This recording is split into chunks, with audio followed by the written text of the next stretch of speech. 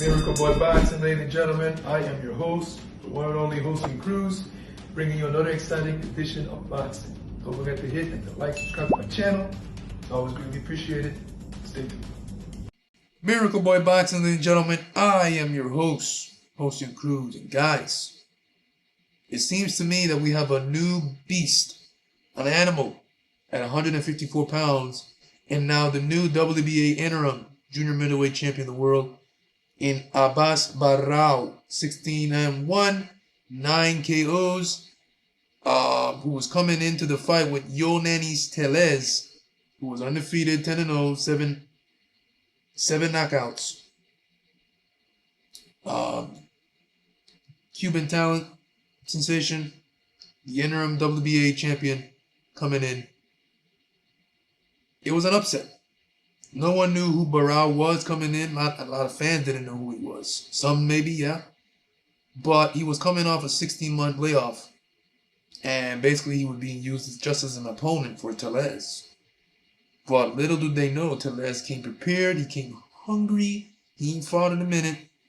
And he came on a mission. He did not show up for a check. He did not. He came to fight. He came to win. And boy, so did he. He won. And it was impressive as it gets. Not only the fight was the fight of the night, but Baraou turned in the performance of the night. You know, the fight in the early going was just basically how the fight was expected it to be. You know, Tellez having the better of everything, boxing well, this and that. But it was a 12-rounder, so like around, I would say, mid-fight, you got the sense like, Baraou is too competitive here in this fight right now. And the body language of Tellez, the facial expression, doesn't look too good. He looks a bit tired. His facial expression is like, God, who is this guy? He doesn't stop coming. He's throwing a lot of punches. He's eating a lot of uppercuts on the inside, and that's one thing of Baraou. Beautiful uppercut work on the inside with the left and right hands. And it was just busting Tellez's mouth up. Like, blood was trickling out of his mouth from those uppercuts. The facial expression was like, God damn, I'm getting busted up here.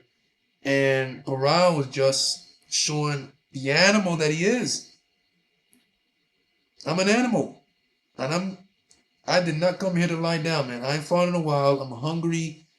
I gotta get paid, and I'm gonna get paid. And I want to win this title, this interim title, so they can set me up for big fights. I want to fight. I want to box. This is what I do.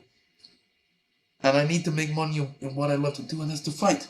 So, you can treat me all you want as a stepping stone. It's fine.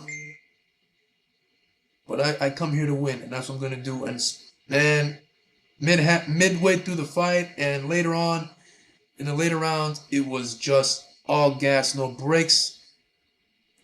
Baraou landing some vicious uppercuts and combinations. At times, both guys were going at it and exchanging hooks, exchanging combinations. Baraou having the better of the exchanges.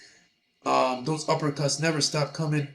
And in the last round, this is what impressed me more of the performance of Baraou, and as a fighter as a whole, was when he took it to Tellez and he stepped on the gas even more, never let off, and like less than a minute, both guys were going at it, and Baraou was just letting his hands go in combinations to the head and the body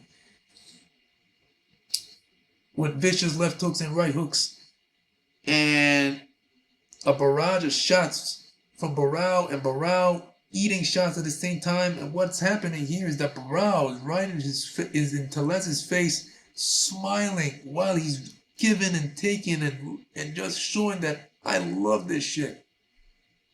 You're not gonna stop me tonight. I'm in shape. I'm hungry. This is my night. It was like a wall closing in on Tellez, and Tellez was running out of time. And when it came down to it, boom, down Tellez goes. Baraou was able to drop Tellez. And what I like about that moment is that the tape for the gloves of Baraou was coming off. The referees usually step in and call time to cut that tape off. And the referee never allowed that to happen. He saw that Baraou was getting in, landing his shots, coming on strong. Had signs that maybe Baraou may drop him, stop him. So the referee gave Baraou a chance. Instead of coming in and letting Baraou go to the corner and cut the tape off or whatever, he let Baraou have it, his chance and moment. And he did. He did. Eventually, Tellez got dropped. And of course, Tellez now got up, and Baraou, and then moments later the bell rung. But that just showed me, like, man, this guy's an animal. Baraou, not only he came to fight, he came to win, but the performance. I said this was performance of the night before the commentary said after the fight that this was performance of the night.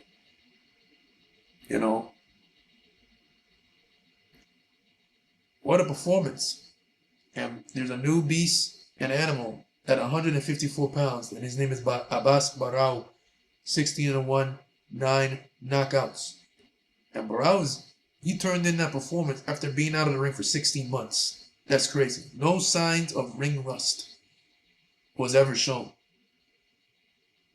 Once the engine got going, it didn't stop. Baraou fought in there like a machine. He made a statement. Like when Subriel Matias burst on the scene against Maxime Dadashev, he made a statement, literally. Baraou did the same thing. He made a statement. He made a statement, and it was an upset. When Matias defeated Dadashev, that was an upset. No one knew who Subriel Matias was. Dadashev was a favorite. Dadashev was highly ranked. It was a title eliminator, and Dadashev was on his way to a world title shot if he had defeated Matias, but Matias won the fight. So this is the kind of statement that Baraou made. Baraou ain't fought in 16 months, and a lot of people didn't know who he was, and now they know who he is, and he made a lot of fans that night against Tellez. He made a fan out of me now. I can't wait to see him once again. He's a good fighter, exciting fighter. And then right after the fight, Xander Zayas stepped into the ring, and he faced off with Baraou.